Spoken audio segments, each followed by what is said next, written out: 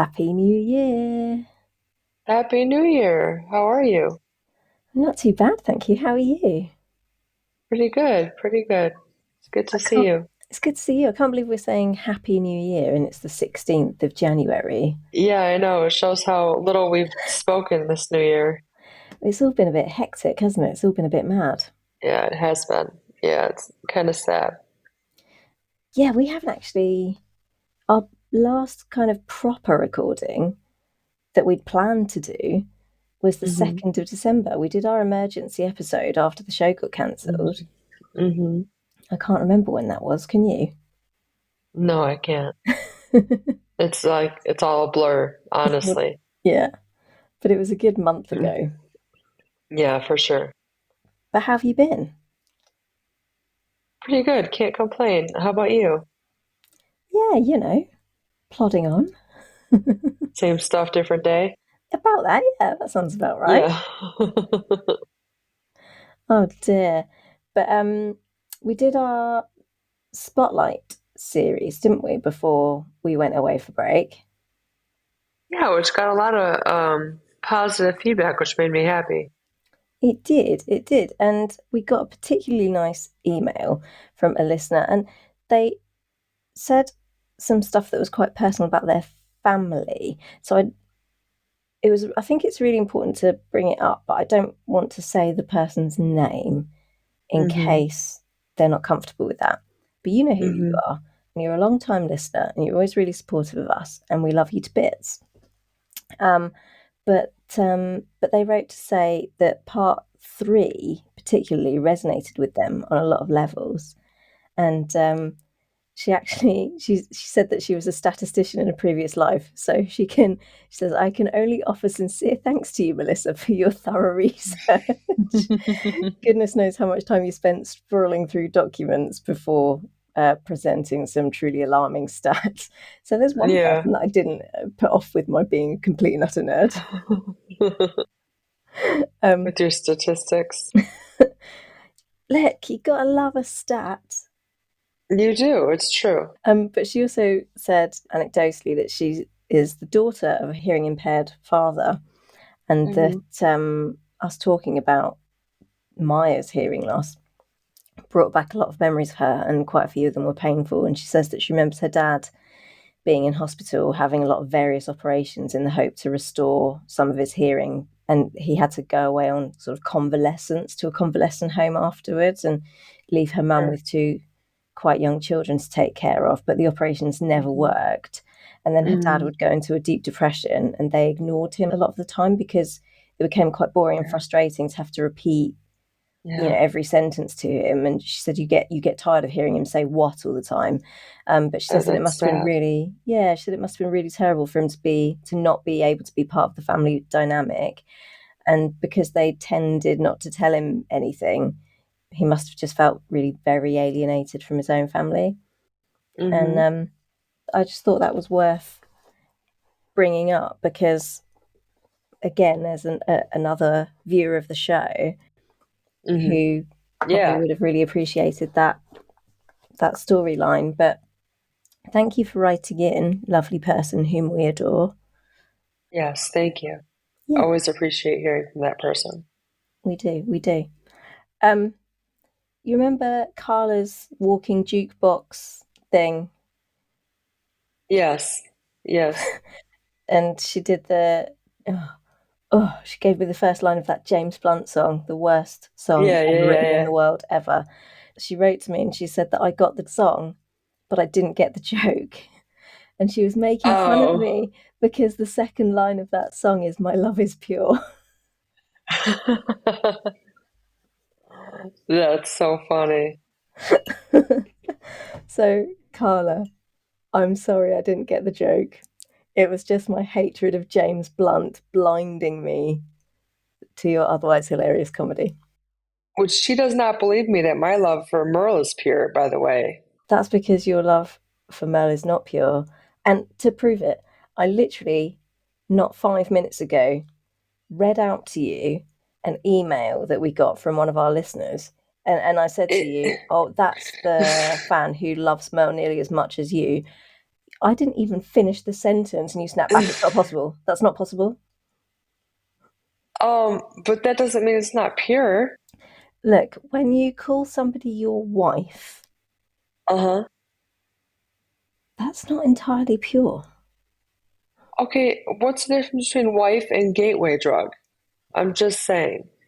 Because I've always maintained, because it's true, that I started watching Station 19 because Karina DeLuca was in it. So, Uh-huh. therefore, Stefania Spampinato was my gateway drug to Station 19. I do not call her my wife.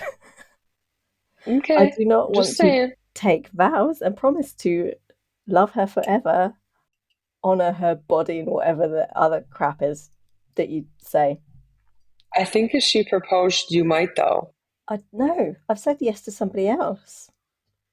I'm just saying. I do if she needed a green card or something. By the way, do you like my hoodie? I love your hoodie.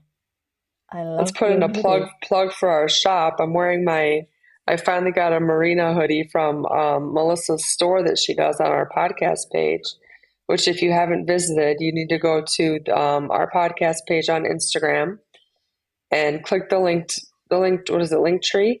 Yep. And it'll take you to the store to get some Marina gear, which is really good quality. And like I'm wearing a hoodie right now. It's super warm and I love it. I've worn it like 3 days in a row. Oh, wow. Thanks. Yeah, I love it. Yeah, it's great. It's nice So quality stuff, isn't it? it really is. It's super comfortable. And the best bit is all the profits go to Acto Sicilia. Yes, which makes you feel not so bad that you're spending all your money on Station 19 stuff. So you can feel warm on the outside and warm on the inside. Yes, you can. It's a way to justify it for sure. um, we got one more email that I'm gonna share, if I may, because Yeah, of course. it segues very nicely into us getting on with things. So Sam, who's one of our listeners in the UK, who is a big fan of Merle's, but not as big a fan as Tiffany, so I am told, in no uncertain terms, wrote to us and asked us if we were planning to revisit the remaining early episodes for season 6, because when we Hmm. started doing this podcast, we started with 608. We did, yes. And I had told Sam previously in correspondence that I thought it would be a great idea for us to revisit the episodes that we didn't do for season 6 and Hmm. then do a brief Hmm. recap of the final episodes of season 6 in readiness for season 7. So Sam is keeping me honest, and she checked in and said, Yes. are you still planning to revisit those remaining early episodes prior to the beginning of season 7 in March? And then she Hmm. went on to say, and yes, perhaps I'm partly seeking more Merle content, but I feel Tiffany would be on board with this. It's too funny. And Sam, I am here to tell you that today's podcast episode is our breakdown of 601 Twist and Shout. Yes, here we go. So, this is what we are planning to do. We're going to revisit season 6, as painful as it was. And then when we get to episode 8, you can just go back to the beginning of the podcast. And then we will do a full season 6 roundup just before the start of season 7, if that sounds good Yeah, to all of you. it'll work out great, I think. Yeah. Awesome. So, shall we get on with it? Shall we get on with it? Yeah, come on, let's crack on. All right, let's do it. Do Okay, do do do do do do do do do do. so good. So good. So, as I said, episode 601 is called Twist and Shout. It aired on, originally, the 6th of October 2022. Can you believe that? 6th of October 22. No, it's almost a year away. It's more than a year away. It's like a year and a half gone, Well, isn't I it? mean, yeah, that's what I meant. Sorry, almost two Yeah. years away. It's Yeah, it's crazy. madness. Madness. This one was written by Krista Vernoff and Kylie Donovan.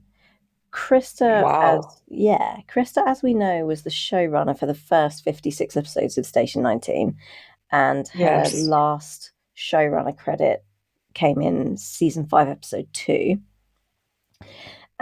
But what I didn't realise is alongside that, Krista had 5 writing credits starting in season 3, and some of them were Okay. bangers. She wrote the season 5 opener, which was a good old episode, but this will be her last writing credit on Station 19. This was the last one that she wrote. Okay.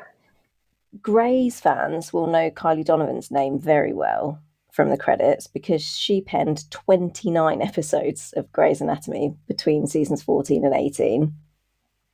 And she's also a producer on Station Wow. 19. And she Okay. penned 9 episodes of Station 19 from season 3 onwards.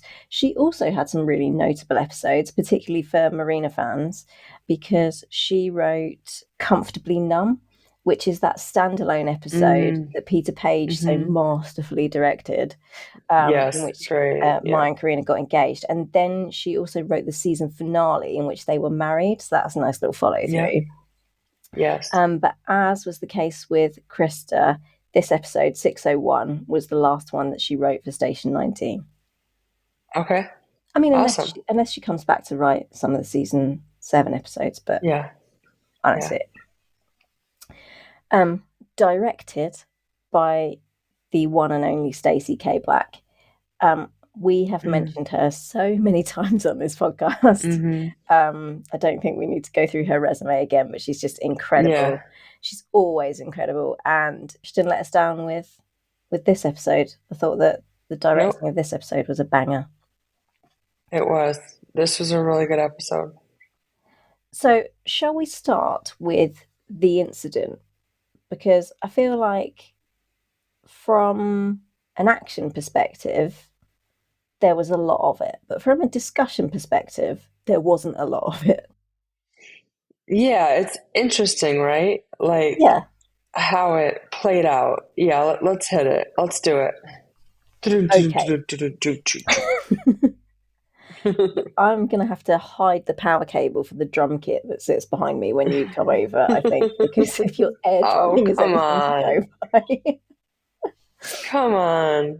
It'll be fun. It's an electronic drum kit. I just realised that probably sounds weird for people that can't see the drum kit if I say I'm hiding a power cable to a drum kit. It's an electronic drum kit. It'll be a blast when we do our podcast episode together. I'm just saying. And I've given you your first ever Negroni. Yeah, it'll be amazing. I can't wait. There may be more than one incident. See what I did there? The I do. incident. Yeah. Tung tung tung. She's air drumming again, guys.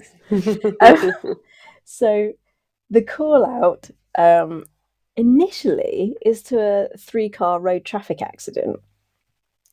And when we arrive, we have 2 idiots, one in a hoodie and one in a blazer, arguing over which one of them ran the stop sign, who made a wrong move, the wrong turn, etc. And Yeah. Yep. Beckett admonishes them both for yelling at each other, whilst the driver of the 3rd car is still trapped inside her vehicle. Yep. And whilst Andy goes over to check on her, it begins to pour with rain. Then a strong wind starts to whip up out of nowhere. Andy looks to her right, followed by the rest of 19's crew, and they see a twister coming towards them. So their 3-car pile-up has now turned into a tornado. Reminded me of the Wizard of Oz for some reason when you said that. A twista. Do-do-do-do-do-do-do-do-do-do. Yeah, exactly. That's what it reminded me of. Luckily, no one ends up trapped under a house. Yes. But poor Hallie with an IE, not a GH, and all of that, which was a great line, does end up trapped in her car still, and she has to fend for herself because Andy and the rest of 19 sort of dive into ditches and behind trees and things and take cover. leaving her strapped into her Mini Cooper. Um, Idiot in the hoodie can't manage the concept of taking cover, however, and he ends up being blown clean off his feet and straight into a pole. And then when the twister passes, Andy can't find Hallie or the Mini, and the idiot in the hoodie is declared to be an organ donor at best by Maya and Sullivan. And Theo and Vic attend to Idiot in the Blazer, who now has a very large shard of some sort of debris embedded in his back. And it's at that point that he admits Yes. that he was at fault for the accident. Yes. That was essentially the incident. Right. In a nutshell. In a nutshell. Yes. And I feel like I've downplayed it a bit and not done Stacey K. Black any Well, favors. it just led to a lot of other things. That's all. Like that was Yeah, the incident. yeah, it was. It led to a lot of other different things, which we'll get to. But there was a lot of stuff that people that do audio description, that's something that Julia does, would have an absolute field day with, because the directing I thought was fantastic, and some of the special effects Yes. were really good. And like the part where Idiot in the hoodie gets blown off his feet Yes. and smashed into the pole and stuff. It was really Hmm. good. It was really dramatic. It was Yeah. very well done. Yeah, it But was. it just doesn't lend itself to the medium of podcast. Right. But I mean, yeah, I don't have like masses to say about the incident apart from the glaring implausibility of the whole Twister scenario. Um, Yeah, no, I agree. There isn't much to overall say about the incident itself. yeah. So I think really there were only two things that I actually liked about it. One of them is Okay, one of let's them hear is it. the large thing, which is that Stacey K. Black directed the hell out of it, because as a Mm-hmm. series of action sequences, it was just about as good as it gets. But I also liked that Mm-hmm. Beckett was the one who called out the two idiots for yelling at each other instead of helping out Yes. Hallie, who was Instead of trapped help, in the like he was car. like, "You gentlemen." Yeah, Yeah, yeah, it kind of showed his underlying decency, I thought, yeah. I agree. and we I noticed that too. it's rare that we get a glimpse of that. Yeah. Um, can we just talk about the implausibility of it for a sec? Because I I just could. It just took me out of it. Again, it was one of those things that completely took me out of the episode. So I started looking up like twisters in because several times they're like, oh, it couldn't be a twister in Seattle, nah. And so I started looking up the kind of a history of tornadoes and stuff in Seattle. To be honest, I got bored and I stopped. But but from the minute bit of surface scratching that I did, it looks like they might happen around every 60 years or so. And Okay. when they do happen, they are relatively weak. Um, and as far as I can tell, they happen everywhere in the state apart from Seattle. Like Okay. they've happened like sort of like south of Seattle and west of Seattle. Like they've always kind of managed to bypass Never Seattle. in Seattle. Okay. Yeah, So as that far was as I a can mess up there on that part. well, just it was just slightly implausible. Just a wee bit. And it turns out that Washington ranks 43rd on tornado frequency. Okay. So yeah, probably not the best incident. I mean, it hasn't been 60 years yet since the last one, is what I'm saying.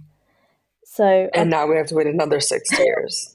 I mean, I hope we have to wait another 60 years because yeah, Yeah. there was some implausibility stuff. Um, Also, I have some other things that I thought were implausible and upset me. Oh, tell me about it. Why didn't they know it was coming? I'm fairly confident that there would be some I can't say this word, Tiffany, it's 6 o'clock in the morning. Meteorologist. Meteorologist. Thank you, meteorologist. Um, there would have been some meteorologist somewhere who would have warned the good people of Seattle that there was a tornado on its way, Yeah, like an alarm that would go off that would let Well, people just know. a weather person on telly saying, guys, guess what? There's going to be a twister in Seattle. Well, we usually have alarms that go off like in the city that like warn you that there's no like other than the ones on the TV that say like take cover.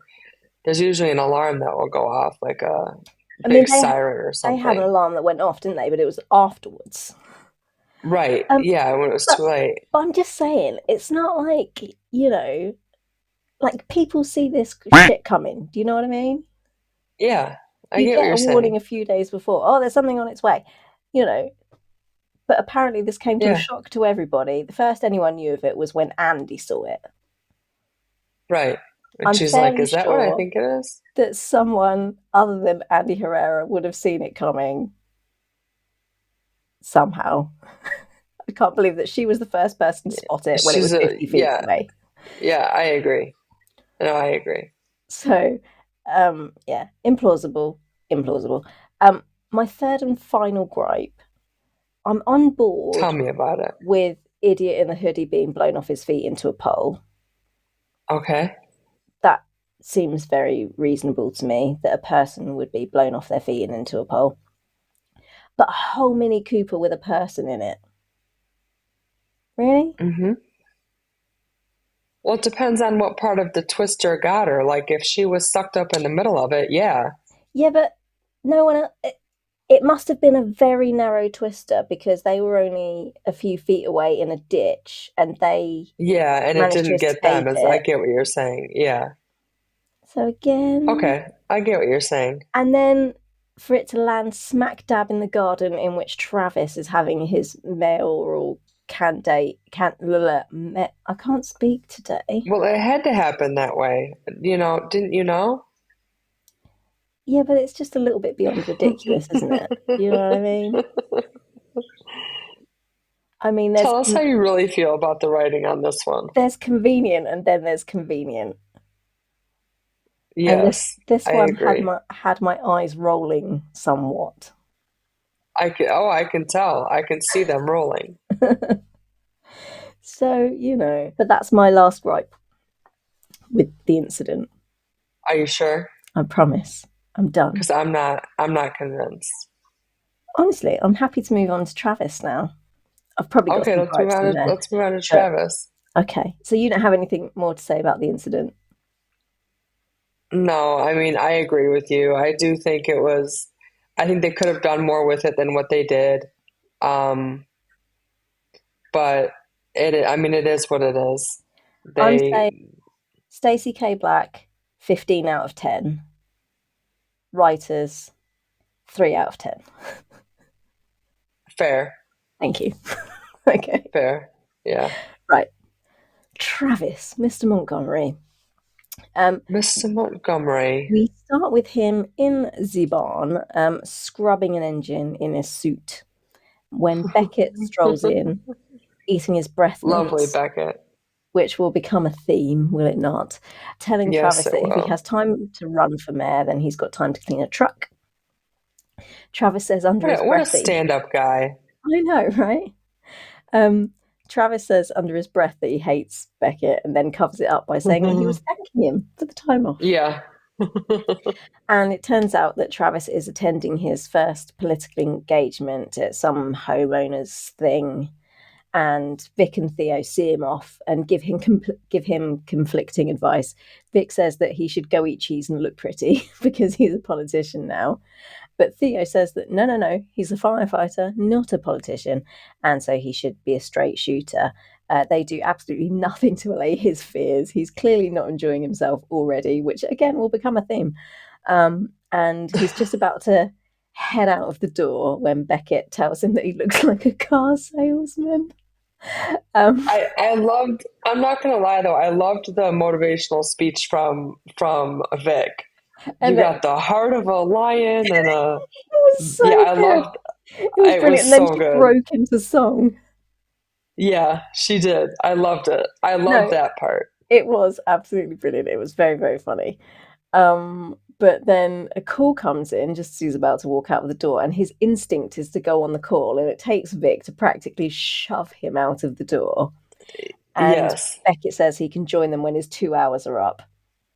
Yes. So then, over at his homeowner's glad handing garden party thing, the scene is set for us as to what sort of people he's hobnobbing with when the first line that we hear Travis say is, I think that is the problem with owning your own boat. So I don't really think these are Oh Travis's man. people. I don't think he feels that he's in his No, natural environment here. not his And natural then, habitat. no. No. And then we see Dixon and Kitty there also pressing the flesh. And then it starts to get a bit breezy. And then, about 1.5 seconds after it starts to get a bit breezy, we get our tornado warning. We do. Woohoo! So our little alarm starts to go off. Dixon says it must be a mistake because they're in Seattle. He's read the stats. He knows that they're only He has. 43rd on He the does list. know. He knows. That's something Um, he did. there you go. He's looked it up. I mean, if you're going to be the mayor of Seattle, that's the kind of thing maybe you want to recall off the top of your head. You do want to know. You want to know the risks. There you go.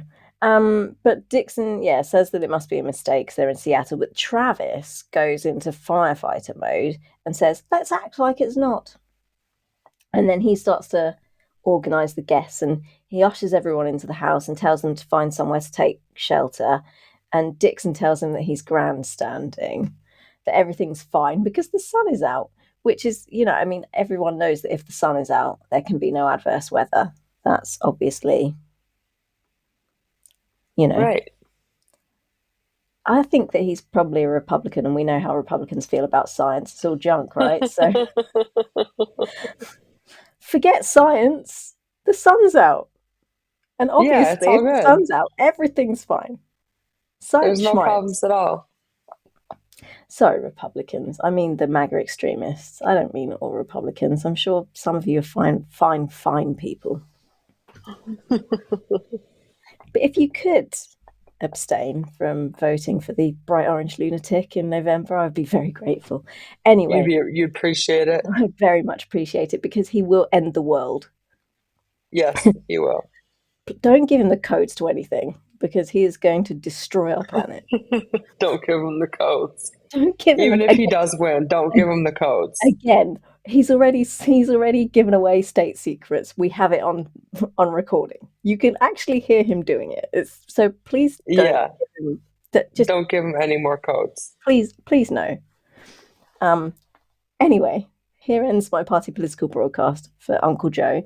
Um. Yes, the sun is out, so clearly that can't be a twister that Travis sees out of the window. Oh, except it is. And he says that all they can do in that very moment is pray and stay down. And Travis covers Kitty and Dixon with his own body because they've decided that by shelter, what Travis meant was stand in the middle of the living room. Yes. So he has to shelter them. Anyway, when the twister has passed, Travis goes outside to examine the damage and immediately hears a young woman asking if anybody is there. And lo and behold, look at that. It's Hallie with an IE in her Mini Cooper in the middle of the garden. I was literally about to say lo and behold, and then you said it. Lo and behold, it Oh, was crazy. we do this all the time. We do. It's insane. We are so in sync. We are. Um, so Travis starts And not like bye bye bye bye bye. Don't you want to be a fool for you? Not like that in sync. Like like in sync. that's the band that Justin Trouser Snake was in, isn't it? In sync. Yeah, Okay. exactly. Not like that in sync. I just Not wanted to clarify. that in sync. Thank you for clarifying the difference. I'm often No mistaken problem. for Justin Trouser Snake, so I'm glad that you made that clear that Yeah, there was a just different wanted NSYNC. to, I got it. I got us. It's okay. Thank you, thank you. Yep, Um, no problem. Travis starts treating Hallie with an IE, trying to calm it down, and he asks for a crowbar and some tools from the garden party guests who are watching on, and they start recording the whole thing on their phones because that's what we do nowadays, isn't it? Oh, look, Yep. someone. well, let's film it. So the the homeowner brings Travis a crowbar and a toolbox and a first aid kit and his vote, which he patronisingly delivers with a son. And Kitty hilariously calls out, "Go, Trevor!" God, that woman. That I literally did a snort because I'd forgotten about that, the whole them getting Yeah, his name wrong thing. And I just yeah. love that she still thinks his name is Trevor. Um, Just like she still thinks she's every time she meets Ben Warren is the first time she's first meeting Ben Warren. time Every single time. that is something that Station 19 does really well, is these little extended conceits that go over. Yeah, yeah. The whole thing with Kitty Dixon is very amusing. So I like that that follows through. That was my favourite part of the whole Travis scenario as well, was just Kitty's, "Go, Trevor!" Drink in hand, obviously. Right, of course. She's a woman after my own heart. Travis levers the door open and has some guests put a table up against the opening so that they can get an increasingly panicked Hallie out of the car, with Dixon looking on helplessly, saying that they should be waiting for the paramedics, which is countered by Travis saying, I am a paramedic. Yeah, that's literally who would come. Yeah. Dixon tries to involve himself by patting one of the table carriers on the shoulder, telling him good work, and then extremely awkwardly telling Hallie that she's brave and what she just survived is extraordinary, whilst heroic Trevor goes about getting Hallie's Trevor. phone so that she can call her husband, which is what she's been desperate to do throughout the whole rescue. Right. And then Dixon pats Travis on the shoulder under the guise of them having a good old chat. And they quietly have an exchange where Dixon tells Travis that he did all of that for the cameras. And Travis says, "No, no, no, I did my job." But Dixon tells him that his job was to keep Hallie calm until the paramedics arrived. And that what he did was PR exercise, and Travis knows it. And then he says they're more alike than Travis would care to admit. Darn Trevor. Go, Trevor! Um, But back at 19, Andy's phone pings, which causes her to run into the lounge where Vic and Theo are eating popcorn. Which, by the way, I would love to know whether that's something they have down pat or if that was just a Yes, pure luck that when she I tossed that I piece of agree. popcorn back, he caught it. I've thought that. I've had that same thought several times. It was very impressive, and Barrett Doss looked quite surprised, so I think it was a happy accident. Yeah, Yeah, yeah, I do too. but well done them. If it wasn't, then she did really good acting, being that surprised. Yeah, Yeah, so either way, it was good. great throw, great catch, well done. Um, Yes. But they are watching TV, and Andy goes running in, having had this ping on her phone, telling them to put on the news. The rest of the team pile into the lounge too, and then they all watch a report which shows Travis rescuing Hallie. It's like a little compilation of the phone footage that was taken, and so Of now he's Trevor. on of Trevor, and now Yeah. he's on telly On the being telly. he's on telly being a hero. Yeah. And that's the end of Travis's bit.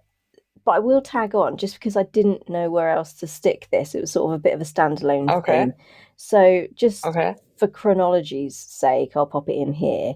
We get our first and only sighting of the chief here because Yes, we she do. comes into the lounge to congratulate Travis, and she Yes. says that they're going to support Jack if and when he decides to come back.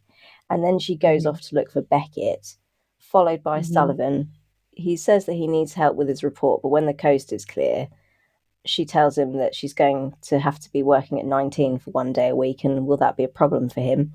And he says the only problem he has is having to work with Maya, but the chief cuts him down and then goes to leave. And then Sullivan Hmm. calls her Tasha instead of Chief, so that's how we know that Hmm. some shit's about to get Hmm. personal. And and asks if they can be friends because 6 months have passed since they were caught out. But she just says they can't and leaves. And then Andy arrives at the top of the staircase just in time to see the chief make her exit. And Andy looks as if she thinks there might be something going on. But then a call comes in again before she can ask Sullivan about Yep. it. Yep. So that was that. Um, Yeah, not too much to, yeah, there wasn't a great deal of the chief in this no, one. So not too much to say there yet for that no. part. Um, don't worry. She'll feature more heavily later. You'll see more of her later. She will. She will. I'm not Just worried. this week it was a bit of a dearth. What do we think of Dixon versus Travis? What did you? That was like their first squaring off as politicians. I liked it. I liked the way that they did it. I think that it was fun the way that they did it. I like that they incorporated Travis's EMT paramedic skills Yeah, to kind of show. I mean, that was the what better way to show voters what he's capable of doing than to put him in live action. So I thought it yeah, was creative. yeah. I Yeah, I did thought it was too, super good. and I liked that Dixon kind of thought that it was going to be a walkover. I Yeah. think. I Yeah, think he me thought he too. was going to make mincemeat of him, and then he saw that, Yeah. and then that's like Travis's first action as a politician, as a mayoral Right. candidate, is to Right. literally save someone's like be a hero. And so I Yeah. think, and I don't, because Dixon didn't know what to do with it either, did he? Just standing there like a spare part, No. saying, "Oh, you're very Yeah. brave, miss." Yeah, it was so awkward. Yeah, he was really wooden because Yeah. he couldn't be a politician and he doesn't have anything else. Yeah. So that was that I thought that was really well done. Also, just what a great actor he is, Pat Healy. Yeah, he is. He I was mean, so, to make you hate him that much, he's a good actor. and it genuinely felt really awkward. Yeah, it did. It It was. almost made you feel uncomfortable I for was him. about to say he was giving me social anxiety. Yeah. I was just like, Yeah. oh no, go inside, just run indoors, go hide in the toilet. Like, When actors make you feel embarrassed for them, they're doing a good job. yes, yes, it was really good. Yeah. Um, Yeah. but did he have a point when he said that Travis was grandstanding when he rescued Hallie? I don't know. Do you think he was grandstanding? I didn't think he was until I, he pulled a slightly guilty face when Dixon said he was grandstanding. And Dixon did kind of have a point when he said, no, your job was to wait for the paramedics to arrive. And they did tip up on the scene quite quickly. You heard the sirens. And he said to those people, go tell them we're here. So yeah. maybe there was an element of that. I don't think he did it purposefully. I think No, there was, but I don't think it was purposefully. same. I think it was Yeah. after the fact that he was just like, Yeah. oh, do you know what? I think I Yeah. was showing Maybe off I a little did bit do there. that. Yeah. Yeah. Yeah, I don't Yeah, think I he agree. intent. I don't think he set out to do that. I think Right. maybe he got caught up in it a little bit as well. If like Yeah. everyone's standing there looking at you and people have got their phones out, I think you would feel a little bit under pressure to perform.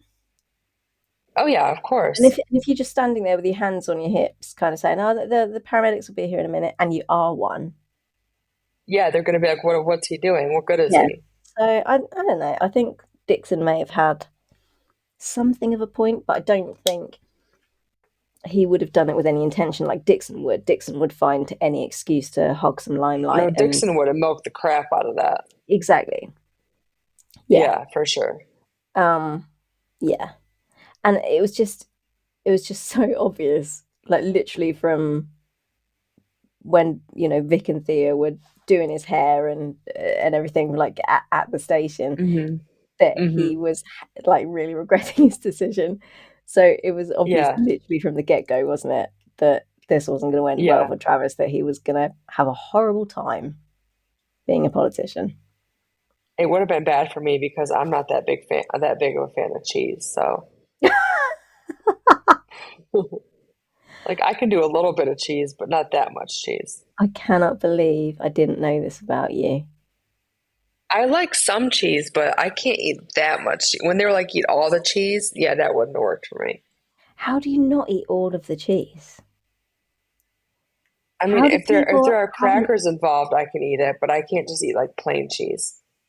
Oh, there's always has to be like crackers or some apple or like a bit of chutney or some grapes. Oh, grapes. Yeah, yeah. Ooh, she's getting all in. Ooh, grapes. Yeah, like there has to be something else. I can't just eat cheese.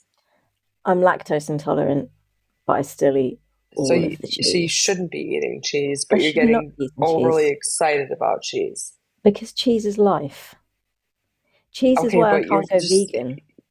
you just said you're lactose intolerant though. Yeah, I am. But see, what I do is I have oat milk.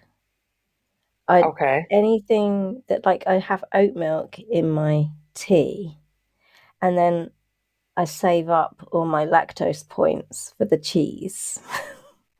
Okay. So if Well, I with how have, much pizza you eat, I know there's there is a lot of pizza in my life, there is. So but then then I would hope if I you. only eat cheese, like if I only eat cheese and I don't drink milk, then I give my body a little break, and then I don't get really sick. Okay, You have that's to fair. prioritize these things, and I prioritize the cheese, You do. That's and for sure. I genuinely would be vegan if it were not for cheese. Really? Yes. Because you eat quite a bit of meat. No, we don't. It seems like we do probably, but we don't. We only eat meat Whenever maybe you send twice me a week. pictures of food, it's like there's meat in it. Oh, there probably isn't. It's probably not meat. Oh, okay. Julia makes stuff that looks like meat and it's not meat. Okay. She makes stuff from like chickpeas and things. And it, Okay. I I don't know what it is, but there's there's a lot of soaking and mulching and straining, and then it becomes like a solid thing that you can chop and then you can like baste in things and put dry rub on and stuff, and it acts like meat. But no animals have to die, and there's and it's better for the environment. There's no kind of like industrial farming involved. Just Julia and a blender in my kitchen. I eat meat every day, so I can't really say sorry. That's fine. Don't apologize to me. You can apologize to the Oh, environment. I'm not going to because I very thoroughly enjoy the meat. So sorry. How far did we get off of? Oh, we're talking about cheese. We've talked about I'm like, cheese. how far did we get off of this? But yes, all the cheese. But Travis, All of the cheese. I didn't see Yes, Travis consume any cheese, and I think that I didn't either. the show was poorer for it. Yes, I agree. He could have at least had one piece of cheese. um, anything else to say about Travis? No, Trevor did a good job. Trevor, go Trevor. Um, shall we move on to Jack? Yes. Okay, so at the station before the call out to the incident, Andy phones Jack up, or calls him, as you would say, and tells him that she misses him and asks him where he is. And he says he's in Kansas City and that he can't keep her company for even 5 minutes whilst Maya sticks a turkey baster in her wife. I will return to this later Yes, we because he has will. his foster sister's last known address and that's where he's headed now. And then he cuts Andy off unceremoniously. Yep, just hangs up the phone. And then after the first call out, which was to the RTA, 19 are called to a house that they think they recognize. And the neighbors tell them that a woman lives there with her boyfriend.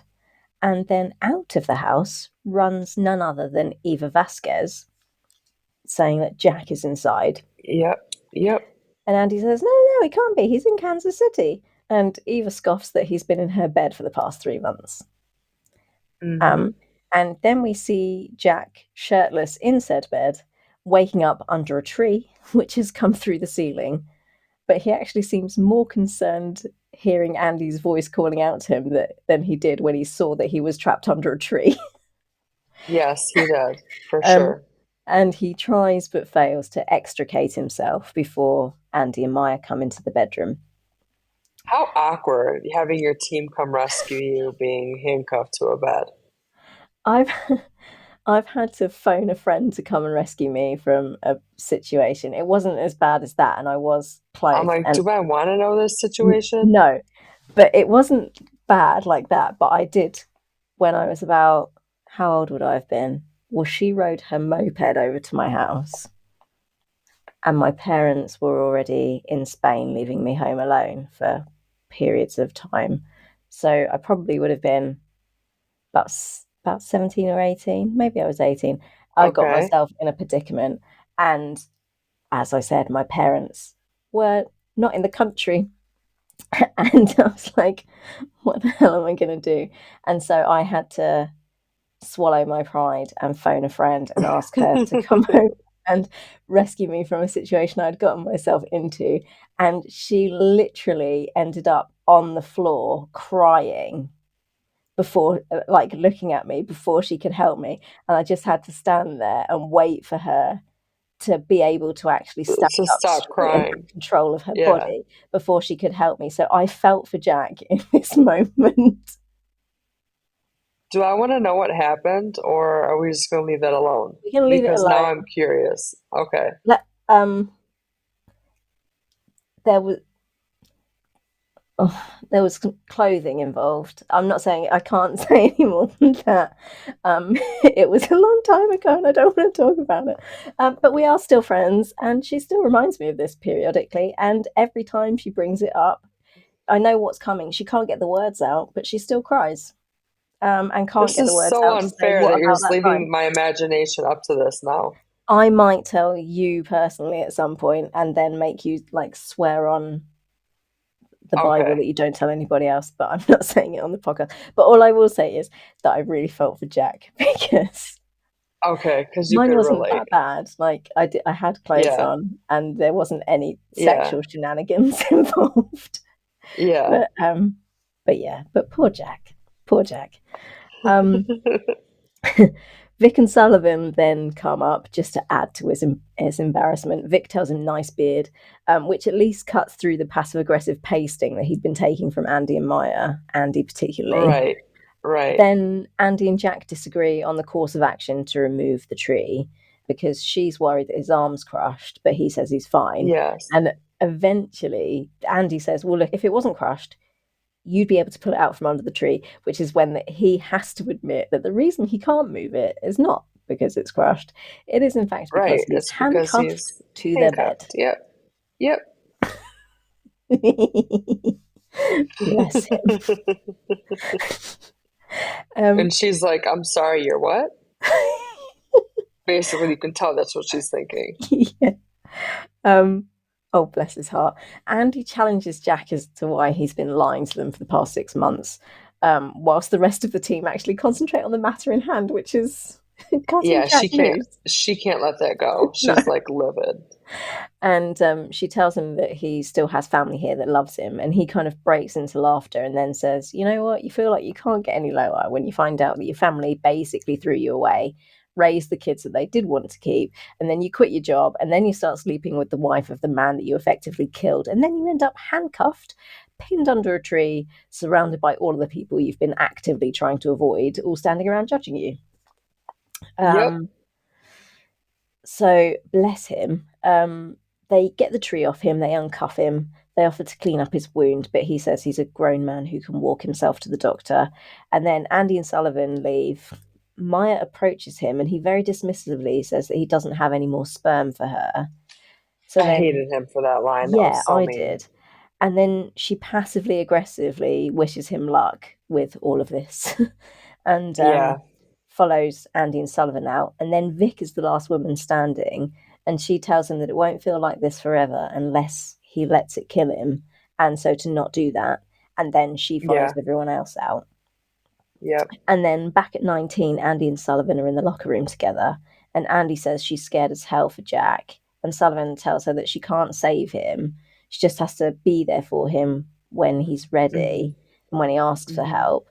And she asks Sullivan if he believes in signs, saying that her dad would have Hmm. taken Hallie with an IE's car being lifted into the sky and dropped right where Travis is as a sign. And she says that her dad's been on her mind a lot lately, and that if he were here, he would say Jack's family. And you don't wait for family to ask for help, you just help. And that she's going to help Jack whether he likes it or not, and that maybe she'll ask her dad for some help too. Yeah. So, why do you think Jack stayed away and lied to Andy about it for 6 months? I think he just felt a lot of shame and confusion and really low. Um, and I just don't think he knew what to do about it. And so he became even lower. You know, sometimes when you get so low, you don't think you can get any lower, but there's always lower, and that's where he got.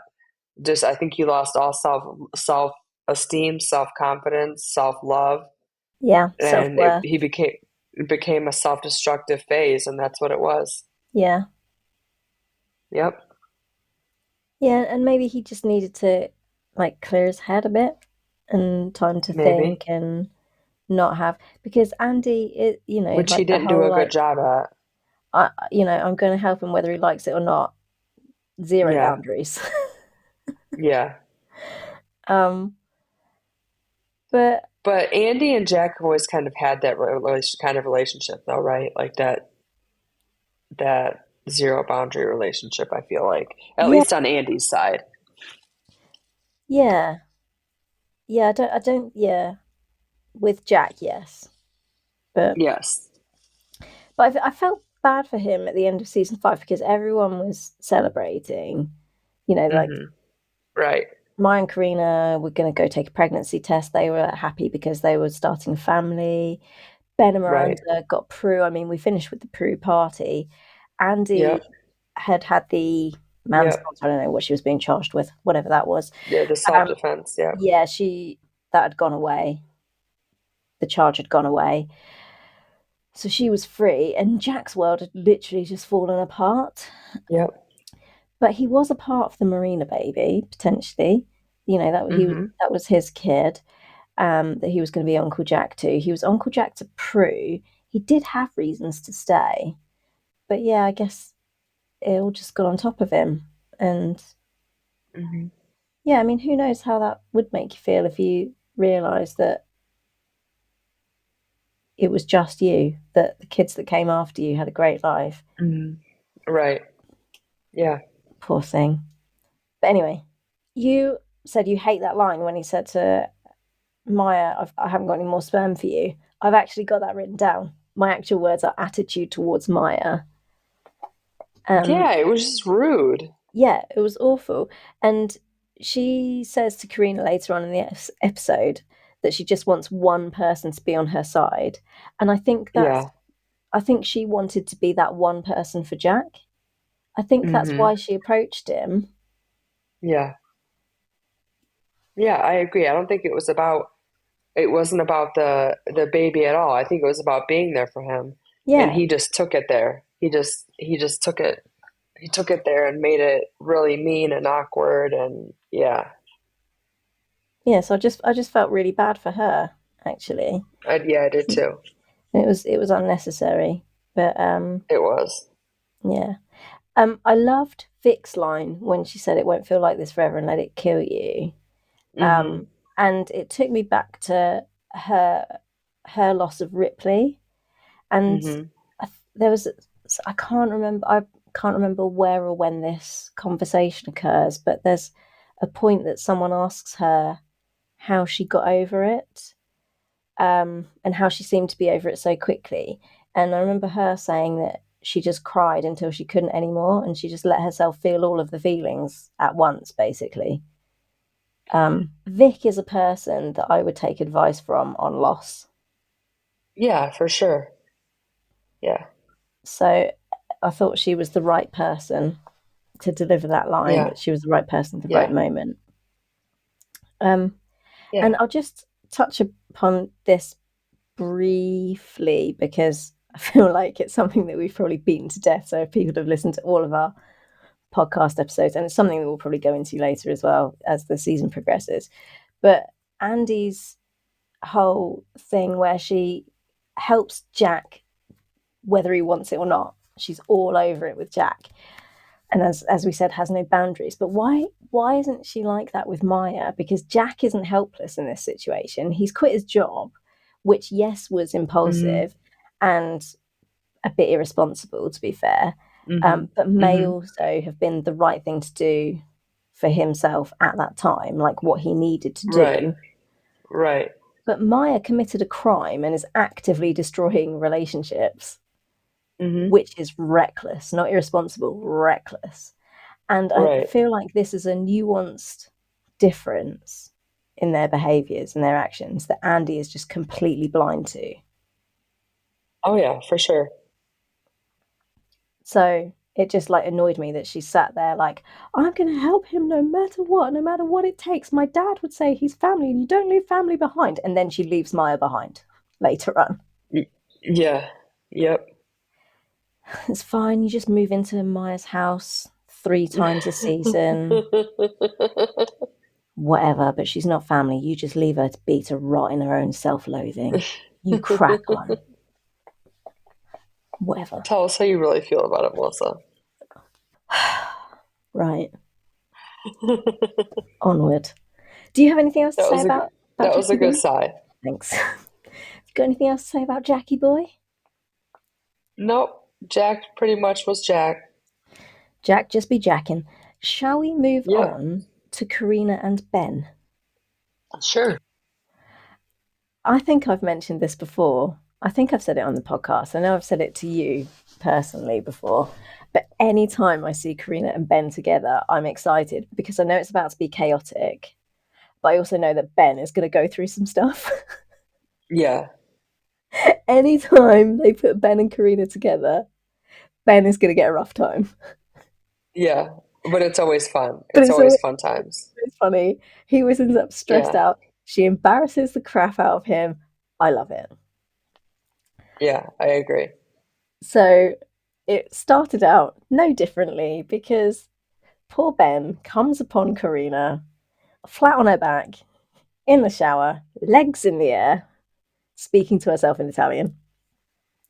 I think she's Yep. saying something about it being the right time, but Mm-hmm. my Italian isn't anywhere near good enough to understand all of that. But I'm sure I understand right time somewhere in there. Anyway, Ben, bless him, has walked in there, towel in hand, ready for the shower that he wanted earlier when Andy was blocking the door and sent him away. So he spins straight back around when he sees Karina in nothing but a towel. Yeah, he's like, whoa. And she reluctantly tells him that she just needs a few more minutes for the sperm to penetrate the egg. What were you saying earlier about when you feel embarrassed for the actor, you know they've done a good job? Yeah. I, Yeah. I really felt her trying to spit that out. Like, come on, Karina, you do this for a living. You deal with women's fertility. You can say sperm. You can say sperm. Yeah. Yeah. But she had to, bless her, force herself. I just need the sperm to penetrate the egg, okay? Ben, God. I've got some little swimmers doing the thing, and I'm sorry. You're a doctor, you know. Yeah. Um, and she says that she knows it's embarrassing and unprofessional, but asks him not to report Maya because Beckett already hates her for no discernible reason, and she doesn't think that their marriage can survive any more professional woes for Maya. So Ben just Yeah. says, oh, it's fine, I'll just shower later, and leaves, which gets a thumbs up and a grazia from Karina, which was another one of my favourite moments. Ben is on desk duty and he's fielding calls from people about the impending tornado. See, they all knew it was coming. Yes. Yep. When 30 seconds before it did, when Karina comes downstairs with wet hair buttoning her shirt, and Ben Mm-hmm. tells her he doesn't know if the tornado warning is for real or if it's just a drill. And she panics, saying she Mm-hmm. might be pregnant.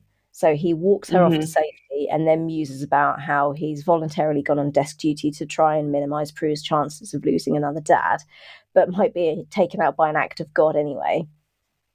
And Karina then says that the world is a terrifying place and looks at Ben with the most panicked realization and asks why they bring children into the world.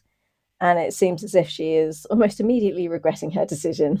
Having regrets, yeah. to not just stand up and jump up and down in the shower instead of laying there with her legs in the air. Yeah. Um, Post tornado, Ben is again fielding nuisance calls from people who want to complain about hurt feelings this time and check their cell phone service from their basement, whilst Karina paces up and down trying to get hold of Maya, leaving a very pointed voicemail asking her to let her possibly pregnant wife know if she's survived the tornado. When in walks an older gentleman asking for help with a very nasty laceration on his arm that's still got a large shard of glass embedded in it. So Karina and Ben examine him in the barn, and Karina says she's going to go and grab some supplies. So Ben chases Hmm. after her and says he hopes that what she really means is that she's going to call an aid car and get him to the hospital. But she says that it's just Hmm. 4 or 5 stitches, and then launches into a really awkward speech about man made disasters and climate change, colouring her reckless actions as doing her bit to save the planet for the baby that she might have growing inside of her. And Ben says he's trying to be a good boy and colour inside the lines and they shouldn't wind Beckett up any further, and tries to Hmm. sort of appeal for her to get this gent to the hospital. But she says she hasn't made any such promises and that she's not scared of Beckett because she was raised by an angry man. And then she actually makes a decent argument for stitching him up in the barn, saying there's chaos everywhere and all the aid cars are scattered all over the city, so they should just help him there and then. Um, so she then pulls the shard of glass out, which she says was deeper than she thought, and he starts hemorrhaging Yep. Yep. badly. So Like, uh-oh. Ben jumps in to help, and they stem the bleeding, and all is well. But it was close there for a few It was seconds. close. Yeah. Then Karina and Ben have a bit of a fight about it in the beanery. And Travis comes in saying that a car fell out of the sky today, but Karina and Ben are so busy taking verbal lumps out of each other that they don't even hear him.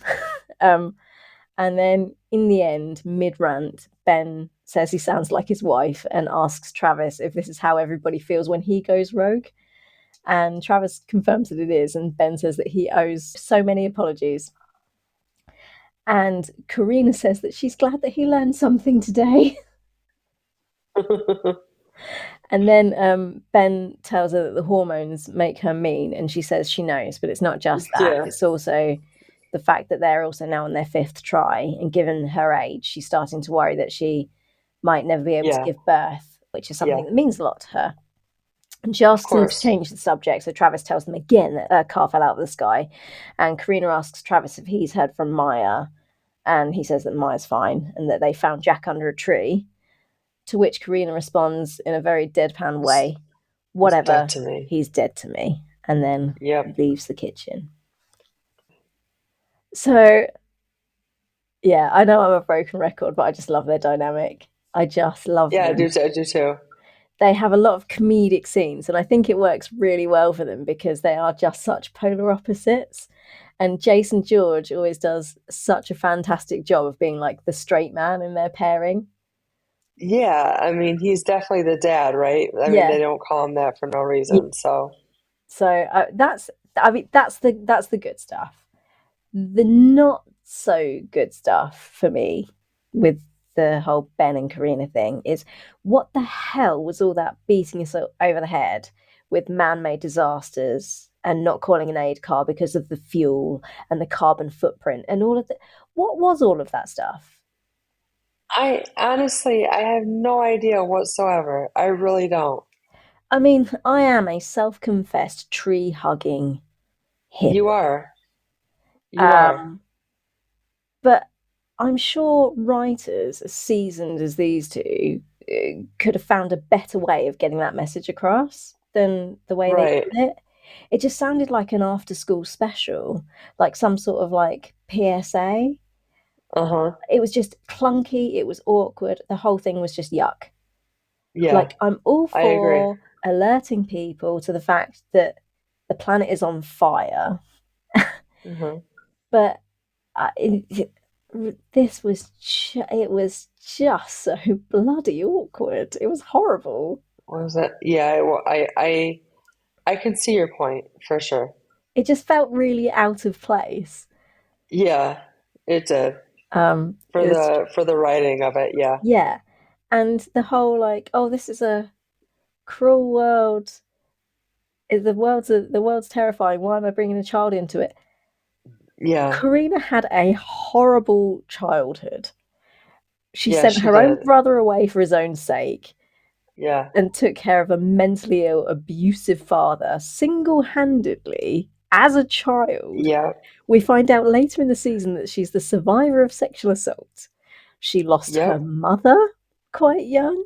Her brother Yep. was murdered. She was almost deported for no good reason. Her wife was also an abused child, and Which she knows. Yep. they've recently worked through a brutal pandemic. But Ben saying that he might get killed in a tornado after he volunteered for desk duty is the thing that's giving her pause about bringing a child into the world. Right. That, nothing else. Nothing else. Like that's the moment that No. she's like, "Oh wait, Yeah. am I doing the Hold right on a second. Yeah, there's a tornado coming. Not the rest of the, not the past 38 years. Hell, that she's Uh-oh, been. this would be a duck quack. Oh yeah, sorry. I think this might be the third or fourth quack. You were doing pretty good.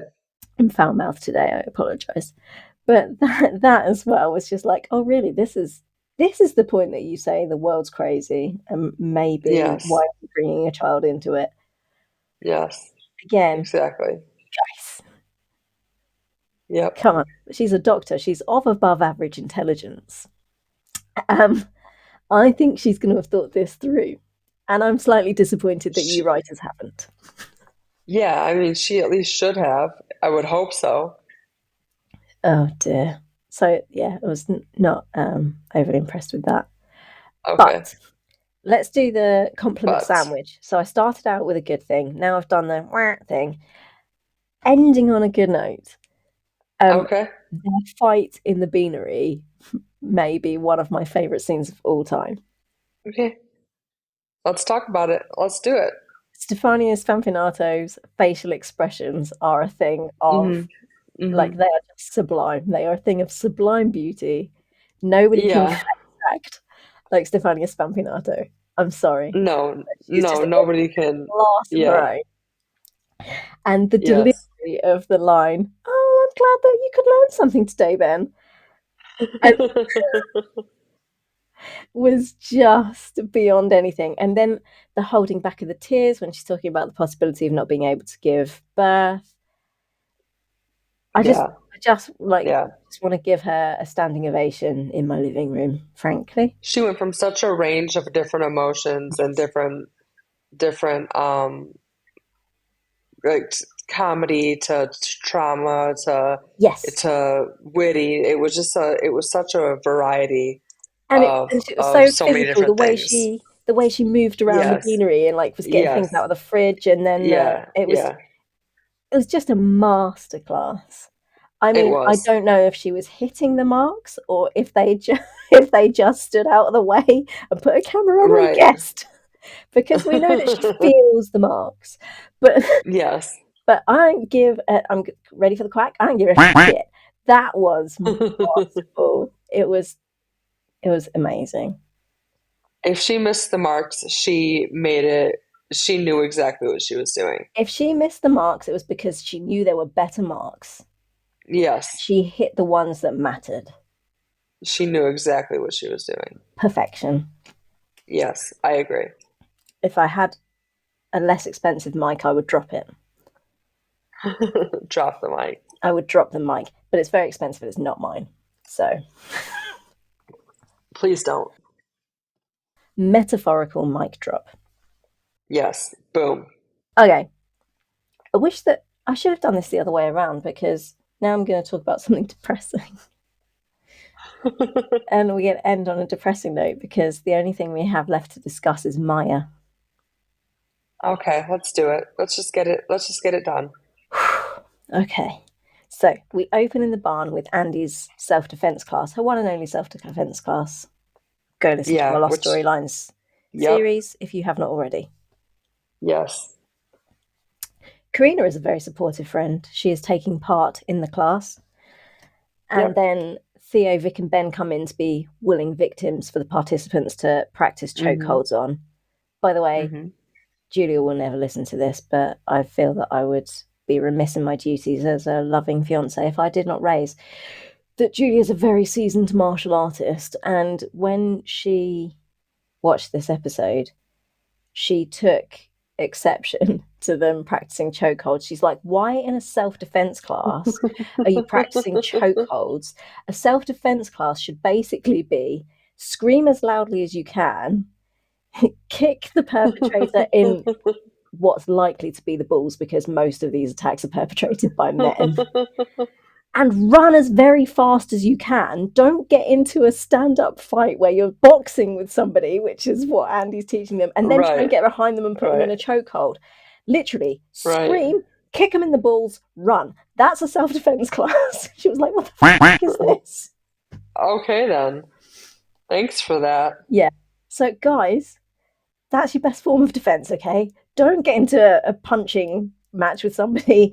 Don't put them in a chokehold. Just kick him in the balls, scream, kick him in the balls, run as fast as you very can.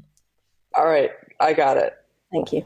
Anyway, it is funny to see Ben having his head popped off his shoulders by Karina, It so is. I'm supportive It is. in this instance. So, meanwhile, whilst the very, very bad self defense class is going on, in the gym, Maya and Sullivan are both in beast mode and they're trying to outbeast one another. And Yes, they are. And then Karina takes a break from trying to snap Ben's head off his shoulders when her watch beeps and she tells Andy it's time. It's time. It's Yep. time. And then they leg it, leaving Ruiz in charge of the very bad self-defense class. So Karina runs into the gym, followed by Andy, and Karina's telling Maya that it's time now. But Maya only snaps out of her red mist that she's taking out on a punching bag when Andy calls her Lieutenant Bishop and then says again that it's time. Mm-hmm. And then when they leave, Andy tells Sullivan that he can stop now, he's won. I love that chuckle that Andy gives them when she runs away, by the way. I think that's so cute. They just know each other so well, don't they? Like, she just knows Yeah, him so well. yeah, Like, they do. Yeah, I love it. so then we see Karina and Maya in the bathroom, and Karina's spreading out their insemination kit in the communal sink area. Oh, it's giving me the gip. Communal bathrooms give me the gip anyway, and the fact that they're going to do this in like a communal area is just giving me the gip. But Karina, she seems upbeat about it, but says that it's unromantic and maybe she should shower first because she doesn't want to smell like pig sweat when they make a baby. But Yeah, Maya's quite cold and dismissive about it all, and then just goes on a she rant that, is. yeah, Yeah, and then just goes on a rant about how it's costing them $700 a pop, and this is their fifth attempt, and that she's on shift, so it's far from perfect, but they basically just have to like get it done. And it's only when Karina gives her like sad face that, again with the face acting, that yeah. Maya realizes that she needs an attitude adjustment, and she calls her my love and says, "Let's get you showered." And she makes at that point she makes it pretty quick, the adjustment. Yeah, but it was you could see as well though that it was really difficult for her. She just seemed really depressed Mm-hmm. to me. It Mm-hmm. seemed Yeah, she did. she just I seemed really, agree. yeah. Meanwhile, Ben and Sullivan are trying to gain entry to the showers, and in a very awkward exchange, Andy, who Yeah. is guarding the door, physically blocks it and just tells them to come back in 10 minutes because it's occupied. I love it when she's like, "Go, get out of here, Yeah, get get out, get out out of of here, here, go." go, I get love it, that. get out of here, go on, go. It was very peppy. It was very funny. It was. I love it. Um, then a call comes in, so Andy beats on the door and tells Maya they have to go, and so we see Maya running out in a towel, apologising, telling Karina that she loves her, but we should not get used to this sweetness. Yes, I agree. Then the competition from the gym spills out into the barn between Myra and Sullivan, who are both going for the senior man seat. And then they just argue like children over why they both deserve it, which results in Beckett telling Andy that she's senior man, whilst he Mm-hmm. continues to chew on his breath mints and spit them out onto the Mm-hmm. barn floor, which is disgusting and also relevant. Yes. Then the incident was not much of an incident for Maya. And No. then when she's driving back with Sullivan in the passenger seat, because they took the hoodie idiot to the hospital, um, she's trying to make conversation, which he is rebuffing. And Mm-hmm. this was the point, actually, that we found out that there had been 6 months between Maya blackmailing Sullivan and Ross at the end of 518 and Right. now.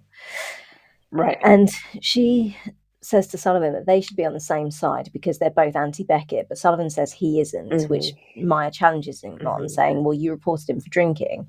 But Sullivan says, well, I did that because I really believed that he was drinking and drinking on the job. Mm-hmm. And Maya then Mm-hmm. counters, well, I had a genuine belief that you were sleeping with Ross. But Sullivan says that it's Mm-hmm. entirely different because what Beckett was doing was detrimental to the team and dangerous. And thanks to Mm-hmm. him reporting Beckett, he's now dry. Um, and then Maya says that he's also acting like a douche, which Sullivan says is because he's white knuckling it and he's not getting sober through the program, which is like giving up painkillers Mm-hmm. without doing something about the Right. source of pain. And then Right. Maya, some would say rightly, I guess, calls Sullivan out on the empathy that he has for Beckett and the lack of empathy that he has for her, and asks him why she's being punished for having ambition. And Sullivan says, also, some may say rightly, that blackmail isn't ambition, it's a crime. And if she'd Yeah. reported her suspicions, as he did, that would have been fair Mm-hmm. enough. But that his Mm-hmm. and Ross's issue is with the fact that she tried to exploit information she thought she had to get a Mm-hmm. promotion, and that Mm-hmm. she's lucky she's got a job at all. And then he says she did it to herself, but nobody is punishing her except herself. Then the Yep. engine when the engines all roll back into the barn after the rescue of Jack, Beckett tells Maya that she's on cleanup, which apparently she was also on last week. But he says that grunt work suits her and to make sure that she gets the mints that he'd spat on the floor. Yeah. He's just unnecessarily disgusting. Lovely. Like it's just, Yeah. like it's just so degrading. It really is belittling and demeaning, and Yeah. yeah, it really is. Um, But Karina's been watching this exchange from behind one of the trucks, and as soon as Maya leaves, she takes the opportunity to ream Beckett, telling Mm-hmm. him he's got no right to be such a dick to her, asking him if he's such a small man he's threatened by a woman who had his job before him. And Yep. he disturbingly says that he's actually into women with power. um, but what he's not into is his employees blackmailing people into having him fired. He calls Karina Italy and then says it's basic physics that Maya pushed him, so he's pushing back, tossing more mints into his mouth, leaving Yep. Karina absolutely astounded at the revelation that Maya's been blackmailing somebody. Which leads to like the worst scene ever. The roof. Yes, the roof. Yes. So they're tidying up there, Maya and Karina. Karina having brought up the blackmail with Maya, who says that she's been eating crap from everybody for the last 6 months and is begging Karina to be on her side. But Karina says that for the last 6 months, Maya's been coming home miserable and denying that anything is Mm-hmm. wrong when Karina asks her about it. Mm-hmm. And now she knows the truth, but that didn't even come from Maya. And says that asking Right. Karina to be on her side after that is emotional blackmail, which isn't completely dissimilar to what she did to Chief Ross. So Maya Right. tries to defend her actions, saying she was trying to get a job back for the family that they're trying to create, which Karina calls bullshit on. And then Maya says, well, it's not a crime for me to want my job back, which gets the retort of, no, but blackmail is, from Karina. And Right. she tells Maya that she constantly creates chaos, which reminds her of her childhood and drives her crazy. And Maya says that Karina's the pot calling the kettle black because she's the one with all the mood swings and it's difficult to live with due to the hormones she's on. But Karina tells Maya that there are no hormones to blame for what she's done. They were happy Mm-hmm. and Maya had to Mm-hmm. destroy it. And if they're going to make a Mm-hmm. baby together, Maya needs help. And Maya indignantly repeats if, telling Karina that she could be pregnant right now. And Karina says she could. Yep. And that's why Maya needs to Yep. go get the help now, and exits the roof, Yep. slamming the door behind her. And Maya picks up a tray and throws it across the table, hitting the floor. Which I love in the interview that I did with Danielle when she talked about that was impromptu. Yes. And yeah, that happened on accident. That the glass bowl breaking. Yeah. Yeah, I love that. But I mean, it just shows how like into it they get. that the It emotion really does. did Yeah. kind of take over, and Yeah. that's what came out in the moment. Um, Hmm. but it was rough to watch, man. It was so rough. I was at first I was like all into it because season 6 episode, the finale is my favorite one, and I was like all into it, and then I was like, oh, I forgot about these episodes, and so Yeah, I mean, I knew it was going to be a rough watch. I I've rewatched all of the seasons now. I've rewatched yeah, obviously like a couple of times because I went back to see. I yeah, hadn't bothered with season 1 and 2, to be perfectly honest. Hadn't bothered to go back for a rewatch until we did the podcast, and I had to. But seasons 3, 4, and 5, I have rewatched many a time. Season 6, I hmm, can't go back and rewatch. I can't do it. I mean, I'll no, do it for the podcast, no, but it's yeah, just not pleasurable for me because of all of this. no, It's no, just, it's not. It's so hard. and if you literally watch the season 5 finale and then this episode back to back, Yeah, it's really not hard to believe that 6 months have passed, because Maya is an entirely different person in yeah, this she is. episode to in 518. Yeah, And all of yeah, their interactions, all of her interactions with Karina, their physicality, the way they move around each other, the way they touch each other in this yeah, episode, it's yeah, completely different.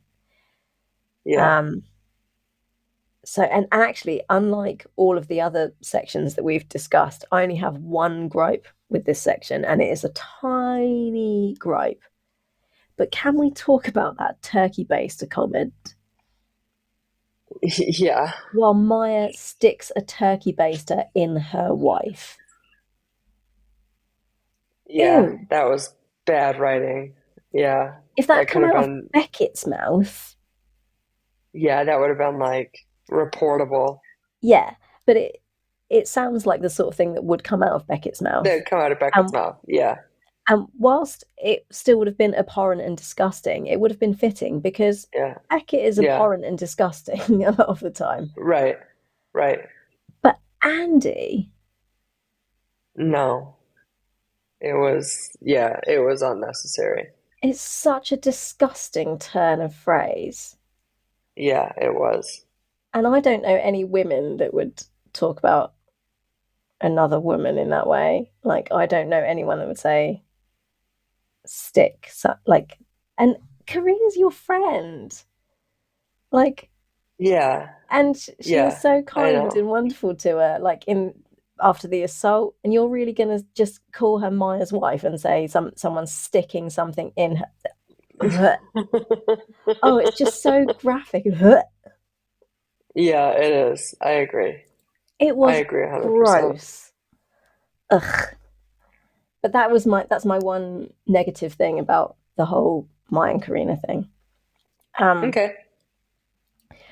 but in that bathroom scene, like the tension and the difference in energy in that bathroom scene was so awkward Mm-hmm. to watch. I was so on Mm-hmm. edge through the whole thing. Yeah, it was very The awkward. the difference in their energy, like Karina, was trying so hard to get through and trying to be upbeat and trying to be positive, and but you could tell that she was walking on eggshells and just Well, and I appreciated when when the call came through and she ran out and she was like, I'm sorry, I love you. And Karina's like, it's okay. I appreciated that little yeah, interaction because it was at least some kind of positivity between the two of them. yeah. So I appreciated that for sure. But the scene before that in the bathroom, it was Yeah, just so masterfully done, and it Maya was. sighing, calling him my love, and she tries to smile, and she says, "Let's do this Yes, right," yes, but it is just an yes. attempt at a smile, and she's not Yeah, feeling it. She's trying to do the right thing by yeah, her wife, but she's not feeling it. And for me, I just think that right, that scene set the scene for the rest of the first half of this season, where they are just on completely different pages, and Maya, I don't think wants to feel or act the way that she is, but she just can't help herself. And Karina's just right, trying to do everything she can to engage with her wife and just right. not being able to get through it. It's just, I agree. but it was just brilliantly done. It was so good. It was. They did. They did a really good job. Um, Talk to me about Sullivan and Maya's conversation in the truck on the way back when the aid car. I don't know what they were in. The I don't know. I vehicle. mean, I feel like Sullivan had good points, you know. I mean, Maya tried to defend herself and her thought process, but I don't think Maya was in a healthy place. So even though she was defending herself and her thought process, it wasn't a healthy thought process to defend. And so it was kind of a difficult conversation. Yeah, Um, because he was right in what he was saying. And even though you want to side with Maya because you love Maya, Maya was not healthy. no, And she was beginning to show just how unhealthy she was, yep. if you really pay attention. So, Should should he have had empathy for Maya? She says, "Oh, you've got this empathy for Beckett, but where's your empathy for me?" Because he's done some pretty shady things. And whilst he's, I think he should have had a little bit of empathy for Maya, but I yeah, think his loyalty for Ross was too deep. I don't even know that it was loyalty for Ross. Like, I think, I took it as loyalty for Ross. That's how I took it. yeah, I mean, that might have been there might have been some of that there, but like he's trying to paint the whole Beckett situation as something that he did for the good of the Mm-hmm. team. Like, Mm-hmm. oh, well, if he was drinking on the job, that would have been dangerous. And thanks to me, he's Mm-hmm. dry now. Um, Yeah. but he never does anything for the greater good unless he's got an angle and he knows exactly how he can turn it to his advantage. He is not greener than green. And I No. think I think that 6 months is a long time for somebody to be Yes. bullied and punished like that. Um, I agree, which is messed up because, I mean, if you remember Maya when she was captain, she came in and had his back when he was on trial. that's what I I mean, mean. she Like brought she's in the done some team. shade Yeah. and she didn't, Yeah. punish. And actually, at the beginning of season 5, he goes for her job Right. and gets her Yeah. suspended. In a heartbeat. Yeah, and Yeah. she gives him a hard time for a while, sure, but then someone says, you know what? All Hmm. the while you don't forgive him, nobody's going to forgive him. You need to forgive him, Hmm. and she just Yeah, that was she Ben. drops Like, it. if you don't, you like, we don't forgive him until you do. Yeah, Yeah. exactly. You know how this works, and so, but Yeah. he is not greener than green, and so I kind of it's No. not like he didn't blackmail anybody, no, but he did go for her job. And Yeah, his he actions did. ended up getting Andy moved. So, I think that she's got a point to a certain extent that Hmm. he should maybe take a look at himself before he kind of starts acting all high and mighty and I agree. thinking that what he did was absolutely fine with Beckett, but what she's done with him is not Yeah. fine. I'm not saying that Hmm. what she's done is fine at all. I'm not, but No, I get what you're saying though. I'm just saying that I don't think, there's some biblical thing, isn't there? Let he who is without sin cast the first stone, I think. Hmm. Yep. So, so, come on, Sullivan. Yep, I agree. No, I agree Yeah. 100%. I think that was worded very well. And I don't actually like agree with the line where he says nobody's punishing you but yourself. That's not the case at all. Um, and it worked well as a line, as a turn of phrase, and kind of a summing up of the conversation. But I don't think it's in any way true when he says to her, "Nobody's Hmm. punishing you but yourself." 100% Yeah. she is punishing herself. However, it's clear for everyone to see that Becky is very much punishing her, and Sullivan's been giving her the silent treatment and playing silly buggers. So that shows that he's still punishing her too. Right. Right. So, from like a sounding nice and trying to tie it up with a bow perspective, that line works. But I think it lets the Hmm. rest of the conversation down when you actually look at the substance of the words. Hmm. Because he had me persuaded when he was talking about the fact that if she'd gone through the proper channels, nobody would be treating her this way. But where he lost me is trying to say that everyone's over it except her, because that's clearly not the case. So when he has this brilliant conversation and then he sums it up with nobody's punishing you except yourself. You just ruined it because you're punishing Well, her and Ross is punishing her, according to Maya, and Beckett's punishing her. So you've just ruined it.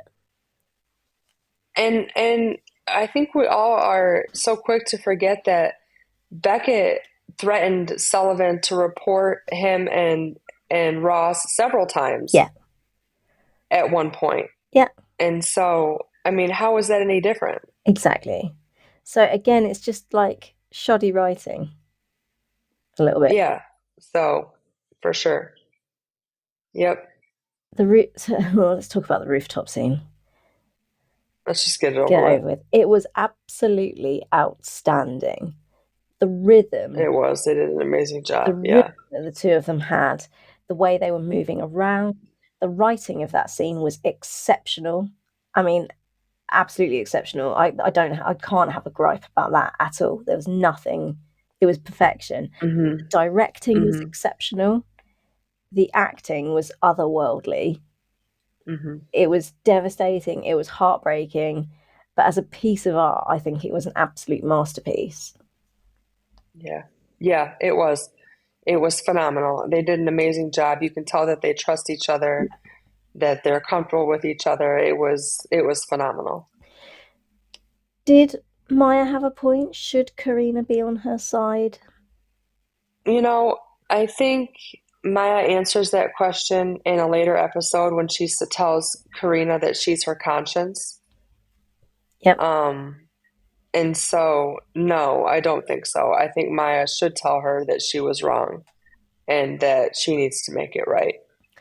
Um, I'm with you. I think Karina's been shut out at best, possibly mhm, gaslit at worst for the mhm, past 6 months. mhm. And as she said, if it hadn't been for her having a go at Beckett, she still wouldn't know what the problem is. And Exactly. Maya has been actively trying to bring another life into the world with Karina, keeping the fact that she's committed a crime and that her job is possibly still in jeopardy a Yep, secret for the past 6 months. And so, that's a long time. so I think Karina's let her off quite lightly, to be honest. Yeah, I If agree, the, if 100%. that's the worst that Maya's going to get from her is like a bit of a telling off and asking her to get help. Mhm, mhm.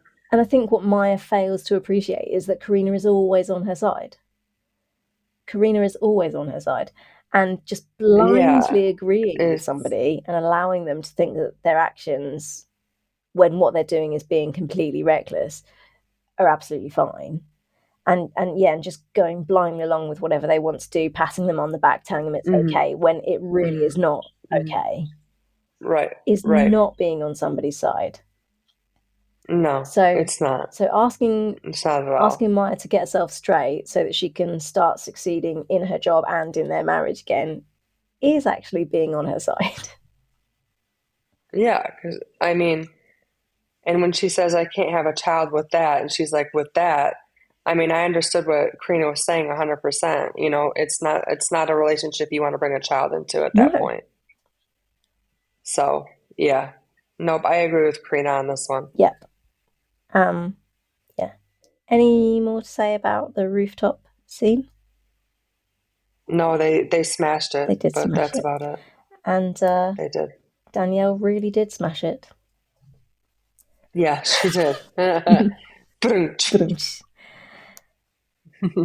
So I think that's our episode.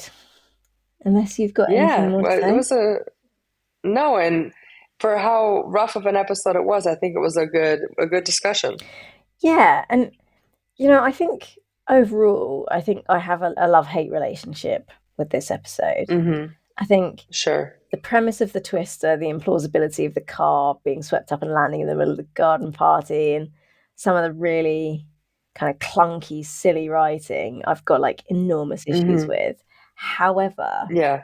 other parts of the episode are absolutely exceptional. Like the Yeah. writing for the beanery scene between Ben and Karina, the writing of the rooftop scene with Maya and Karina. It's just like incredible. And Stacey K. Black just directed the hell out of this episode. The action She really the action did, for sure. sequences with all of the wind were awesome. And then she had these two standout scenes with Maya and Karina in the bathroom and then on the rooftop. It was just masterful. So, It really was. so I think for me, this episode's a real game of two halves. Okay. Awesome. What do you think? I agree. Yeah, no, I agree. I think that's a good way to put it. I think that's a good way to word it for sure. Okay. Did you see any themes in this one?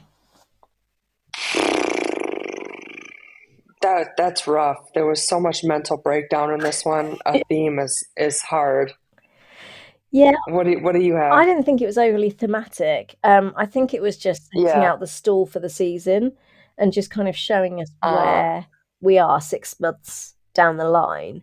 The only sort of yeah, where we're two going. through points are obviously that Maya and Jack have both been deceiving people Mm-hmm. for the last 6 months, So and deception. yeah, and are both in crisis in different ways. But I don't necessarily Mm-hmm. see those two things as themes. I think it's just literally like, here's where we are, here's what to expect. So I, Yeah, like commonalities. yeah. Um, Yeah. Okay. what are you looking forward to for episode 2? What are your takeaways from this one? Um, just to see how Maya and Karina develop for sure. Yeah, I don't have Yeah. anything that I'm looking forward to. It was horrendous, and I want to go back to my happy place, and I just want everyone to apologize to each other, to kiss, and to make up. Yeah, I agree, but we know that's not going to happen, so I have to pick Fine, something. whatever. Um, best growth? Yeah, your face is exactly how I feel. I don't know if there was any growth. I was gonna say Trevor, but I don't even know if there was growth there. No, I don't think there was any growth, I'm honestly. going to say Ben because he learned something today. Okay. Oh yeah, he did learn something. Karina said to Okay, him, we'll I pick am Ben. glad you learned something today.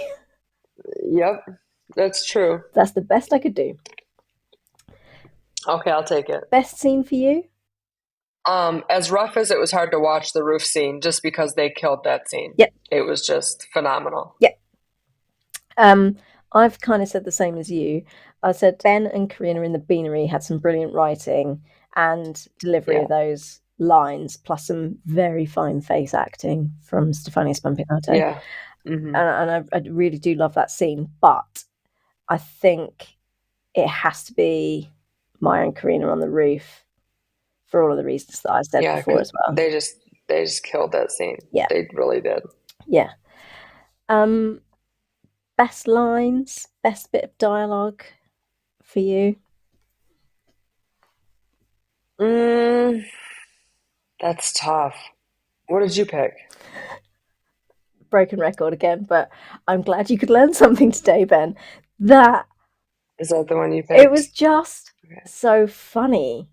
She delivered it so well. The face, Yeah, like bearing in yeah. mind that I didn't rewatch this episode from the last time until now because it hurts. Uh-huh. Um, Yeah. I knew that line was coming and I was waiting for it and I was excited for it and I could even picture the face that went with it because it stuck out to me so much. Maybe it's because I'm a Brit and we are sarcastic as a nation, but there Maybe. was just It was delivered very it, well. yeah, Yeah. it just made me laugh, and there wasn't a great deal of like, funnies in this one, so I need The to pick me up. I will say the one thing that made me laugh was the way that Andy said to Ben and Sullivan, "Go on, get out of here. Go, go, go on." When she was telling them they couldn't get in the shower. Yeah, that was I funny. that actually made me laugh out loud. The way that Jaina delivered that Yeah. line was hilarious. So was that your favorite line? I guess I'll pick that one, yeah. Okay. Who is your MVP? MVP. Probably Stefania Spampinato. Me too. Well, actually, what I said Yep. was that I was torn between Stefania and Danielle because No, I'd probably pick because Stefania. Stefania gave us fragility in the bathroom, and at the end of the beanery scene, she gave us comedy with the grazia and the thumbs up. Like that was, it was just every like what she does is just so subtle. Like that was so subtle, but just the way Yeah, that the yeah, very slow way in which the thumb came up, yeah. grazia. It was funny, and then all the stuff in the beanery with Ben. She gave us Mhm. drama on the rooftop. Like, she Mhm. took us through the full Mhm. range of emotions. She really did. And Yeah. she is definitely the only person who would have made me both laugh and cry during that episode. Did I Yeah. not have a Yeah. cold heart of icy stone? However, Danielle Savory was just brilliant throughout as well, because you could feel the anger pouring out of Yes. her, and I was on You edge could. the whole time, Yeah. just thinking that she was going to boil over any second.